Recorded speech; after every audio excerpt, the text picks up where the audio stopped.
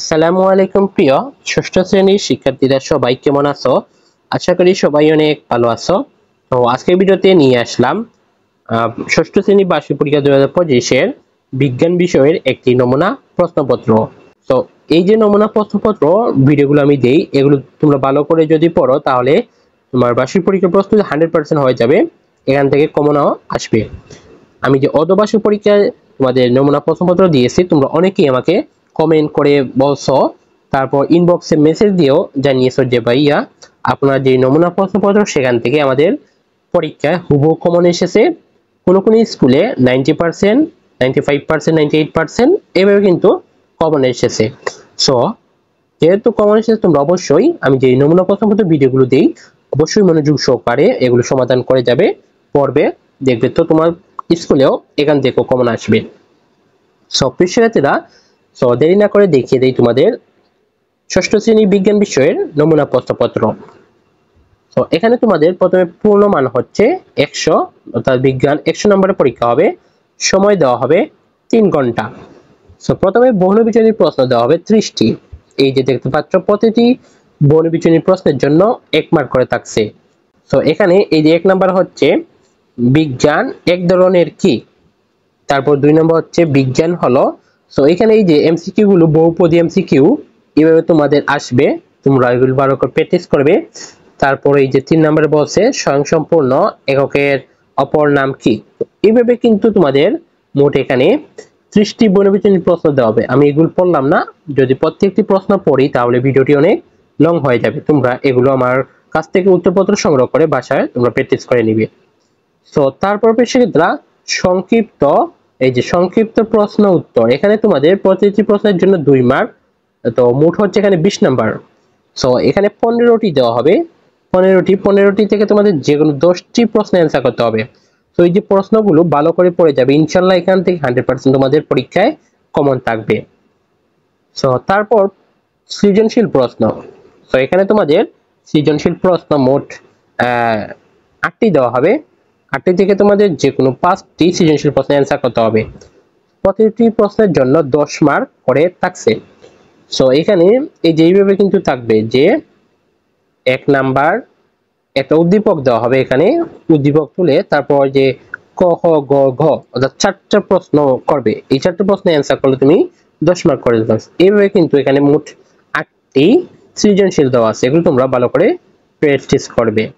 So প্রিয় শিক্ষার্থীরা, এই হলো তোমাদের ষষ্ঠ শ্রেণীর বিজ্ঞান বিষয়ের একটি নমুনা প্রশ্নপত্র। তো এখন আমি তোমাদের বলে দিব উত্তরপত্রটি তোমরা কিভাবে সংগ্রহ করবে। সো তার আগে আরেকটি কথা বলে নেই। সো তোমরা যারা ইংলিশে paragraph composition, letter, email, application, তারপর হচ্ছে ডায়লগ এগুলো লিখতে পারো না বা মুখস্থ করতে পারো না, মুখস্থ করলে ভুলে যাও, তো তোমাদের জন্য একটাই সমাধান হচ্ছে, আমি এই যে টপিকগুলো, এই টপিকগুলোর একটি শর্টকাট বই তৈরি করেছি ইংলিশ রাইটিং হ্যাকস নামে। সো এই বইটি আমি অফলাইনে সেল করিনি, তো আমার অফলাইন যে কোচিং সেন্টার আছে সেখানে আমি বিক্রি করেছি। অনেকেই নিয়েছে, প্রায় স্টক শেষ হয়ে গেছে। সো এখন আর বইগুলো ছাপাইনি। তো তোমরা এখন কি করবে, তোমরা যা অনেক দূরে আছো তোমরা এক কাজ করতে পারো, এখানে এই যে একটা পোস্ট দেখতে পাচ্ছ এই বই সম্পর্কে, তো এই বইটির পিডিএফ কপি তোমরা অনলাইনের মাধ্যমে নিতে পারো। তারপর যে কোনো কম্পিউটারের ঘর থেকে একটা ফটোকপি প্রিন্ট করে নিয়ে বাসায় পড়তে পারবে। তো এগুলো পড়লে তোমাদের এই যে প্যারাগ্রাফ শর্টকাট দিয়ে ওয়েবসাইট রিলেটেড যত প্যারাগ্রাফ আছে তুমি একটি ফরম্যাট দিয়ে শিখে নিলে। তারপর আছে এই যে website related, good site related, scientific related, এইভাবে কিন্তু তোমাদের প্যারাগ্রাফ কম্পোজ প্রত্যেকটি বিষয়ের অর্থাৎ প্রত্যেকটি টপিকের শর্টকাট ফরম্যাট কিন্তু আমি সেই বইটির মাঝে পিডিএফ এর মাঝে দেওয়া আছে। তোমরা এগুলো যারা নিতে চাও এই পোস্টটিতে নাম্বার দেওয়া আছে, অথবা তোমরা এই যে স্ক্রিনে দেখতে পাচ্ছ নাম্বারটি, এই নাম্বারে যোগাযোগ করলে হোয়াটসঅ্যাপে অথবা আমাকে মেসেঞ্জারে যোগাযোগ করলে নামমাত্র একটি ফি দিয়ে এগুলো নিতে পারবে।